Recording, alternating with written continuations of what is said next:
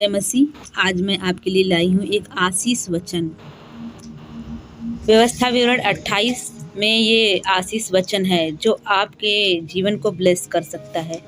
चलिए हम बिना देर किए स्टार्ट करते हैं और इसे पढ़कर पूरी तरह से आप आशीष पाएंगे।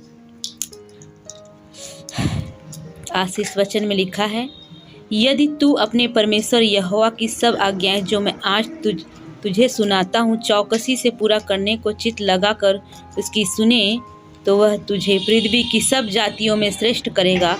फिर अपने परमेश्वर यहोवा की सुनने के कारण ये सब आशीर्वाद तुझ पर पूरे होंगे। धन्य हो तू नगर में, धन्य हो तू खेत में, धन्य हो तेरी संतान और तेरी भूमि की उपज और गाय और भेड़ बकरी आदि पशुओं के बच्चे। धन्य हो तेरी टोकरी और तेरी कठौती, धन्य हो तू भीतर आते समय और धन्य हो तू बाहर जाते समय। यहोवा ऐसा करेगा कि तेरे शत्रु जो तुझ पर चढ़ाई करेंगे वे तुझसे हार जाएंगे। वे एक मार्ग से तुझ पर चढ़ाई करेंगे परंतु तेरे सामने से 7 मार्ग से होकर भाग जाएंगे। तेरे खत्तों पर जितने कामों में तू हाथ लगाएगा उन सबों पर यहोवा आशीष देगा। इसलिए जो देश तेरा परमेश्वर यहोवा तुझे देता है उसमें वह तुझे आशीष देगा। यदि तू अपने परमेश्वर यहोवा की आज्ञाओं को मानते हुए उसके मार्गों पर चले तो वह अपनी शपथ के अनुसार तुझे अपनी पवित्र प्रजा करके स्थिर कर रखेगा। और पृथ्वी के देश देश के सब लोग यह जानकर यह देखकर कि तू यहोवा का कहलाता है तुझसे डर जाएंगे। और जिस देश के विषय यहोवा ने तेरे पूर्वजों से शपथ खाकर तुझे देने को कहा था उसमें वह तेरी संतान की और भूमि की उपज की और पशुओं की बढ़ती करके तेरी भलाई करेगा। यहोवा तेरे लिए अपने आकाश रूपी उत्तम भंडार को खोलकर तेरी भूमि पर समय पर मेंह बरसाया करेगा और तेरे सारे कामों पर आशीष देगा। और तू बहुतेरे जातियों को उधार देगा परंतु किसी से तुझे उधार लेना न पड़ेगा।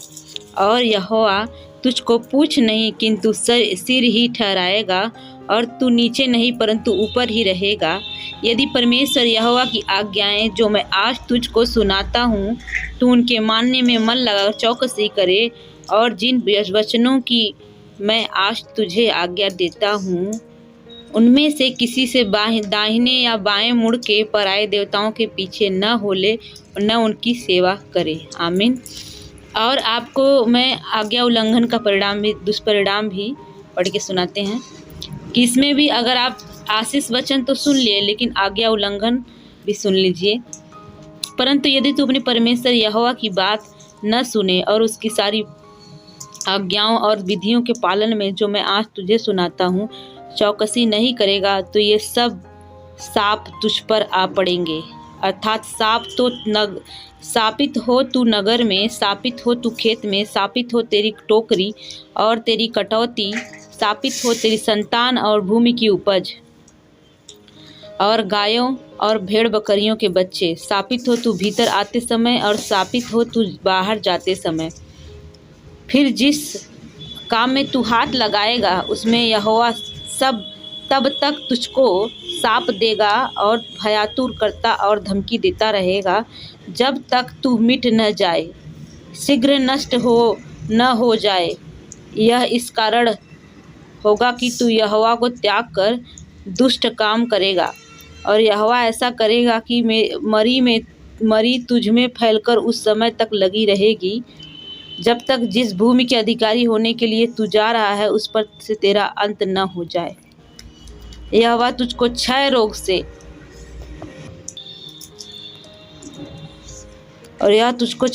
और ज्वर और दाह और बड़ी जलन से और तलवार और झुलस और गेरूई से मारेगा। ये सब उस समय तक तेरा पीछा किए रहेंगे जब तक तेरा सत्यानाश न हो जाए। और तेरे सिर के ऊपर आकाश पीतल और तेरे पाँव के तले भूमि लोहे की हो जाएगी। यहोवा तेरे देश में पानी के बदले बालू और धूल बरसाएगा। वह आकाश से तुझ पर यहाँ तक बरसेगी कि तेरा सत्यानाश हो जाएगा।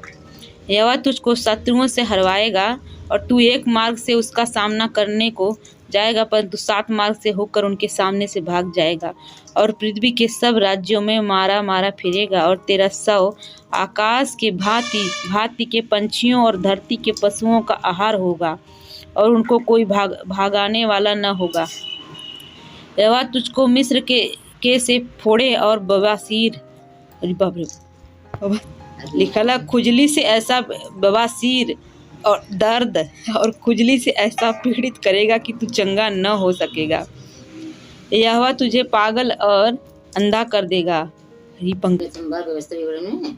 अंधा कर देगा और तेरे मन को अत्यंत घबरा देगा। और जैसे अंधा अंधियारे में टटोलता है, वैसे ही तू दिन दोपहरी में टटोलता फिरेगा और तेरे काम काज सफल न होंगे और तू सदैव केवल अंधेर सहता और लूटता ही रहेगा।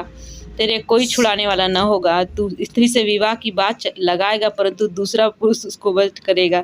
घर तू बनाएगा, परंतु उसमें बसने न पाएगा। दाख की बारी तू लगाएगा, परंतु उसके फल खाने न पाएगा।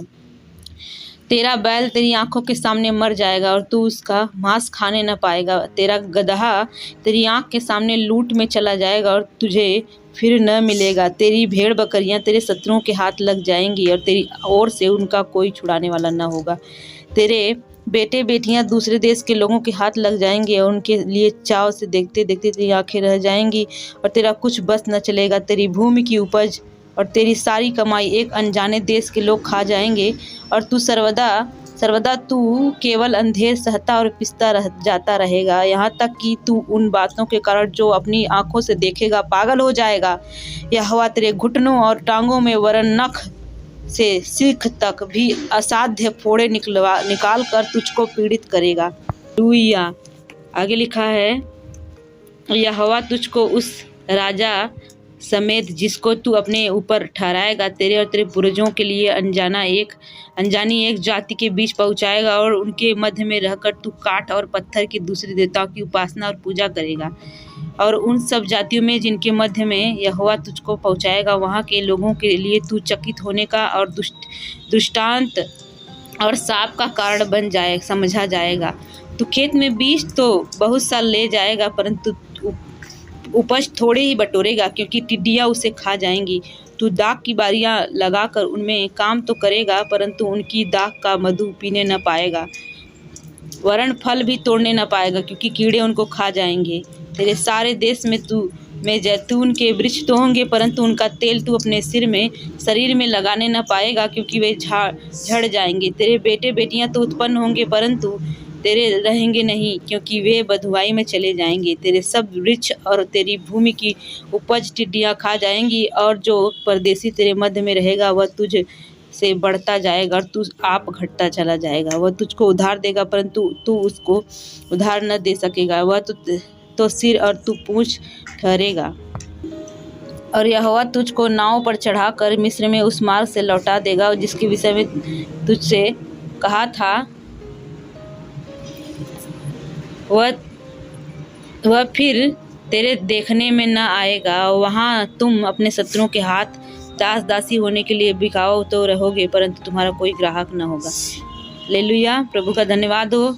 आपके सामने आशीष वचन भी है और आज्ञा उल्लंघन का वचन है, तो आप तय कीजिए कि आपको क्या पालन करना है। अगर वीडियो अच्छा लगे तो लाइक, शेयर और सब्सक्राइब कीजिएगा और सभी भाई बहनों को भी भेजिएगा। प्रभु आपको आशीष दे। आमीन।